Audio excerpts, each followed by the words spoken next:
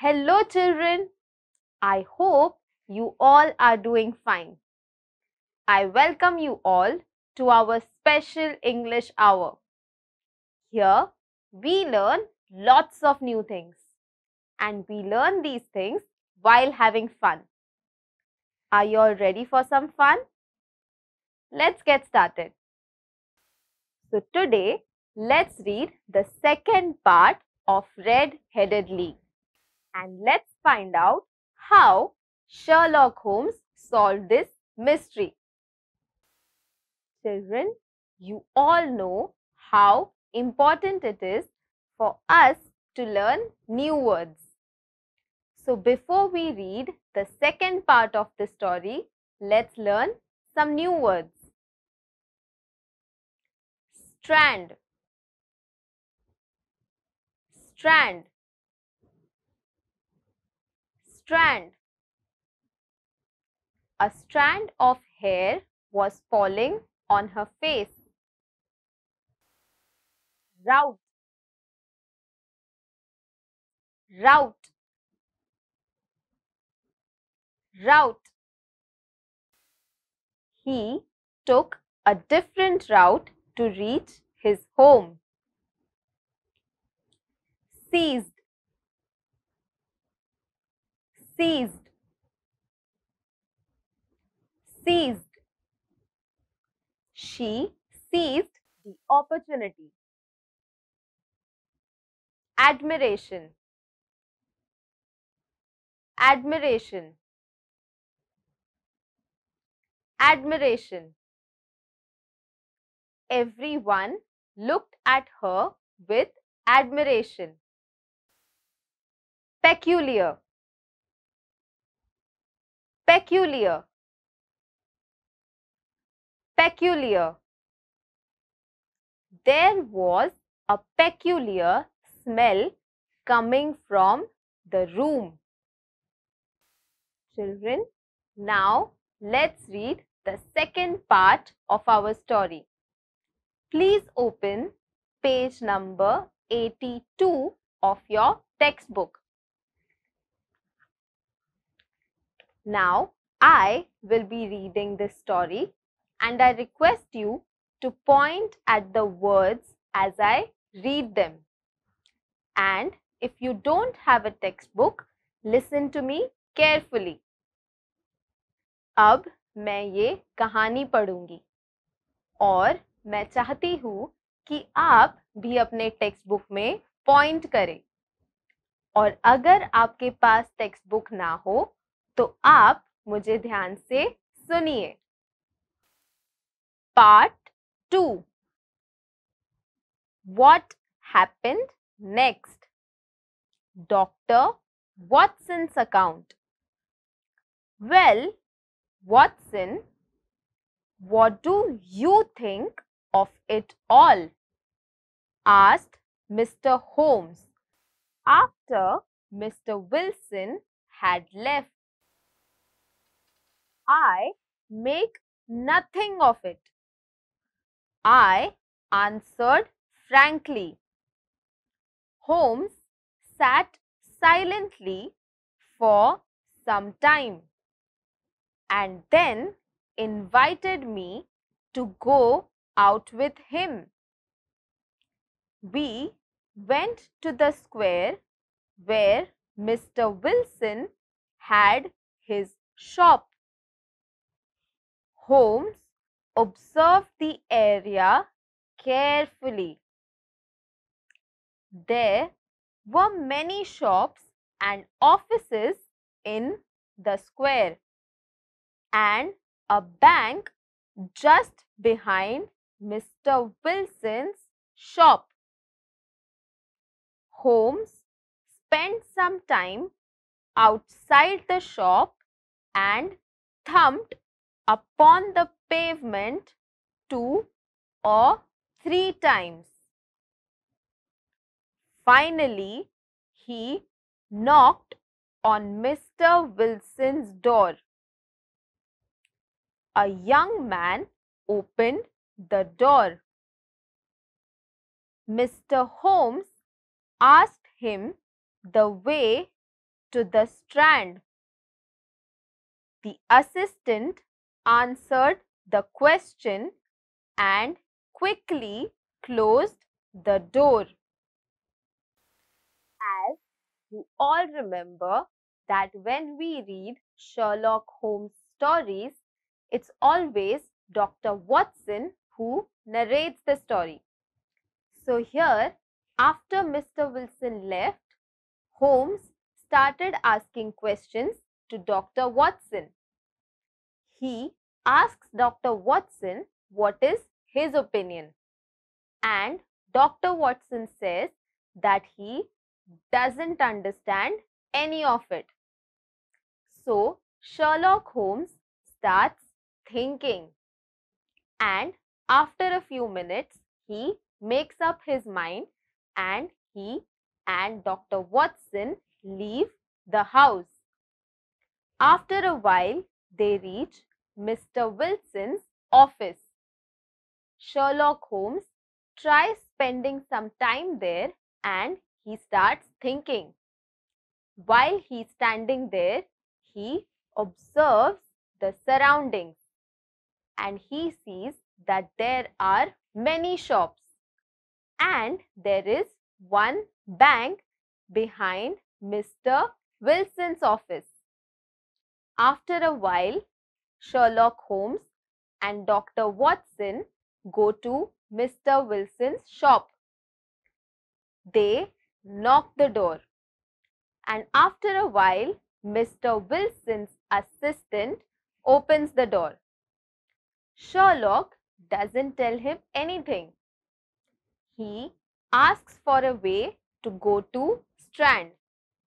Strand is a place in London, and the assistant tells Sherlock Holmes the way to Strand, and after that he closes the door. I said, I'm sure that you enquired your way only in order to see him. Not him, Holmes said, but the knees of his trousers. And what did you see? What I expected to see. This matter of Wilson's is serious. A crime is being planned. But I hope that we can stop it. Today is Friday. The offices and banks will be closed on the weekend. Now I've to go and make some arrangements. But I shall want your help tonight. Come to Baker Street at 10 and bring your revolver.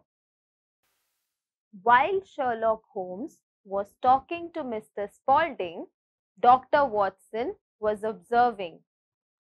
After Mr. Spaulding closes the door, Dr. Watson asks Sherlock if he wanted to speak to Mr. Spaulding.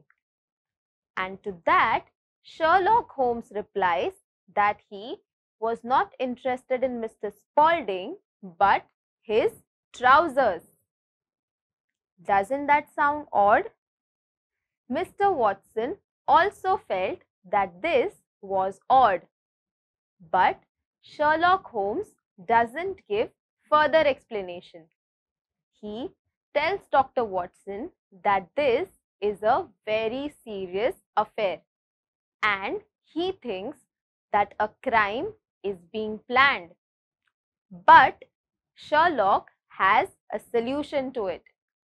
He tells Dr. Watson to come to Baker Street. Baker Street is the place where Sherlock Holmes lives. So he calls Dr. Watson at Baker Street at 10 in the night. And he also asks him to get a revolver. I arrived at Holmes' residence in time.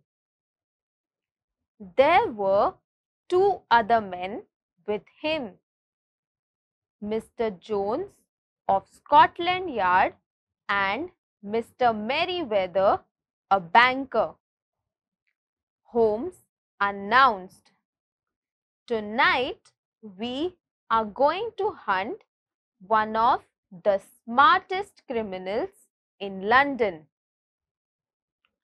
We left together in a carriage and reached the road we had visited in the morning. Holmes told us to follow Mr. Merryweather, who led us through an iron gate. We followed him down a narrow passage. After going down some stone steps, he led us down a dark, earth-smelling passage and into a huge cellar full of big boxes. We all sat on the boxes. Now, as told, Dr. Watson reaches Sherlock Holmes' place at 10 p.m. and he sees that there are two more people at Sherlock's house, and they are Mr. Jones of Scotland Yard and Mr. Merryweather. Mr. Jones was a Scotland Yard officer and Mr. Merryweather was a banker.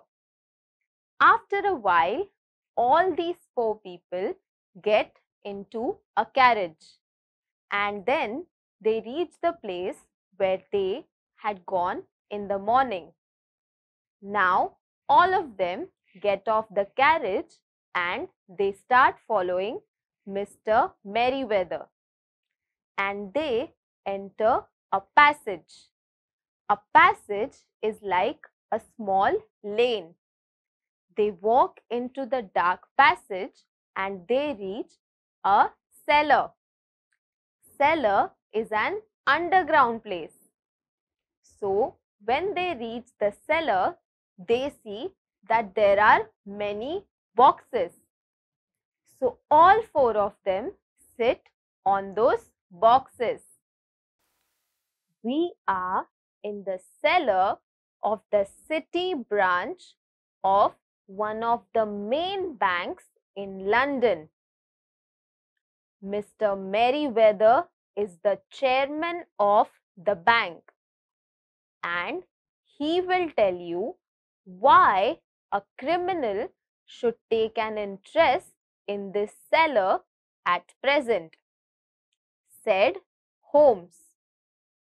Mr. Merryweather explained that the bank had borrowed a huge quantity of gold from the Bank of France and the boxes in the cellar were full of gold.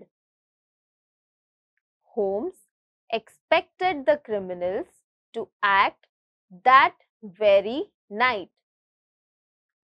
We had to wait there in total darkness without making any noise to take the criminals by surprise.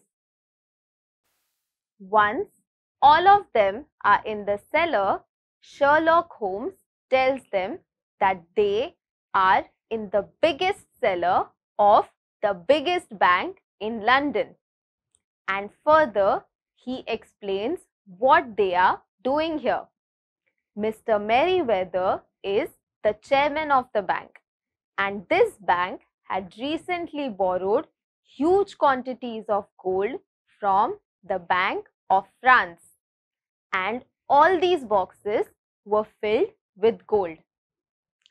So Sherlock Holmes knew that all these criminals were going to act tonight, and they planned to catch these criminals red-handed, which is why they were hiding in the cellar.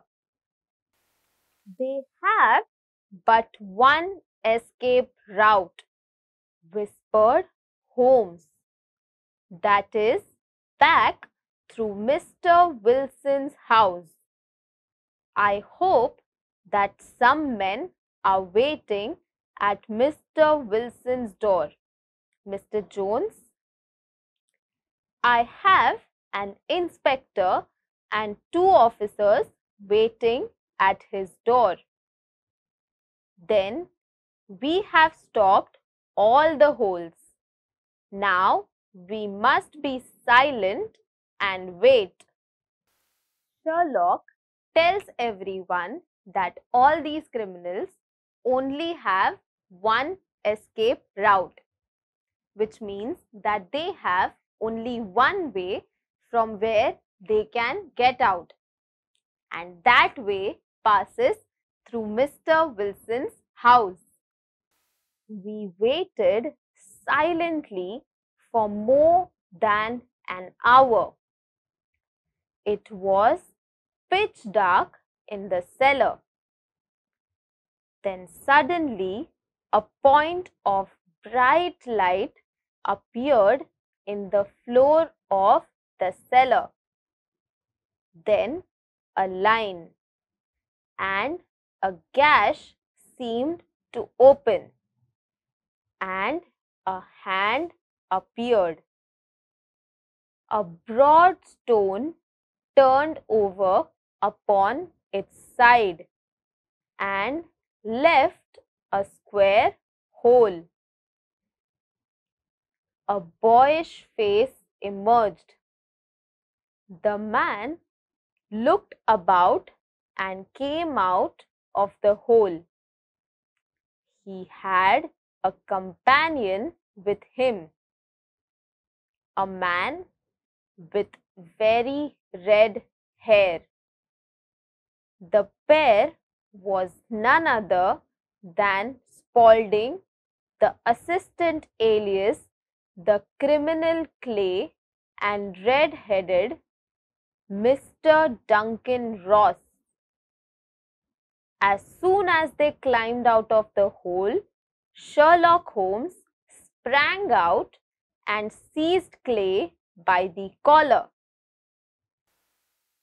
The other dived down the hole and disappeared. Clay took out a revolver, but Holmes hit him on his wrist and the revolver fell on the floor. "It's no use, John Clay," said Holmes. "We have got you."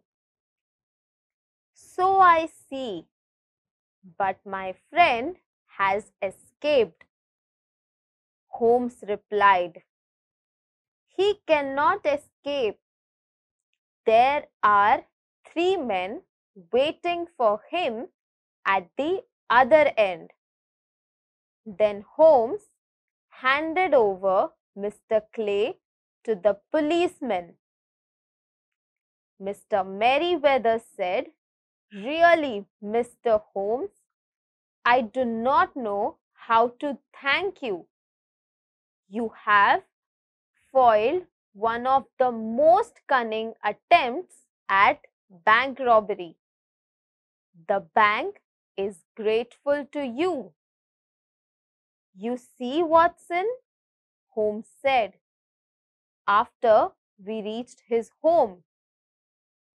It was obvious from the first that the only possible object of the strange advertisement and the peculiar job was to get Mr. Wilson away from his shop for some hours every day. The Red-Headed League was a clever idea. In Mr. Wilson's absence, Clay and his red-headed companion wanted to dig an underground tunnel from Mr. Wilson's house to the bank. Then they would be able to enter the bank and steal the gold without breaking open the doors of the bank. Using the tunnel, they entered the cellar. They planned to steal the gold and go back to Mr. Wilson's house again through the tunnel and then get away. Mr. Merriweather feels very grateful towards Sherlock and he thanks him. After this, Sherlock and Dr. Watson go back to Sherlock's house, and that's where he tells Dr. Watson how he was able to solve this mystery. When Sherlock listens to Mr. Wilson, he realizes that the only job of Red-Headed League was to take out Mr. Wilson from his office for a few hours. And why was that? This was so that Mr. Spaulding and his other friends could create a tunnel from Mr. Wilson's house to the bank, which is the cellar. And their plan was to take out all the gold from the bank and disappear from Mr. Wilson's house. And Sherlock was able to crack this code. But how could you guess what their motive was? When I heard that the assistant worked for half the wages, I became suspicious. Using Mr. Wilson's description of his assistant, I made enquiries. I found that he was the criminal Clay. Why was he working in Mr. Wilson's shop? And his habit of going into the cellar every now and then. I inferred that he must be digging a tunnel to some other building. When we visited the shop, I beat upon the pavement with my stick to find out whether the cellar stretched out in front or behind.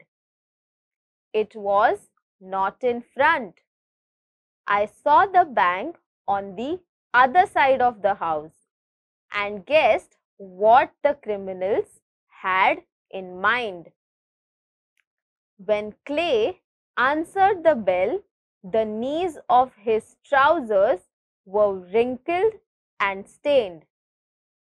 It confirmed my suspicion that he was digging. You know the rest of the story. You reasoned it out beautifully, I exclaimed in admiration. Children, I hope you enjoyed this two-part story. Now, for homework, I request you to find out 3 more detective stories.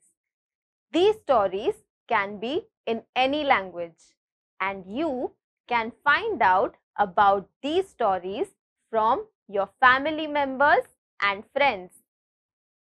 Now, I will end this session on that note, and I will see you in our next session.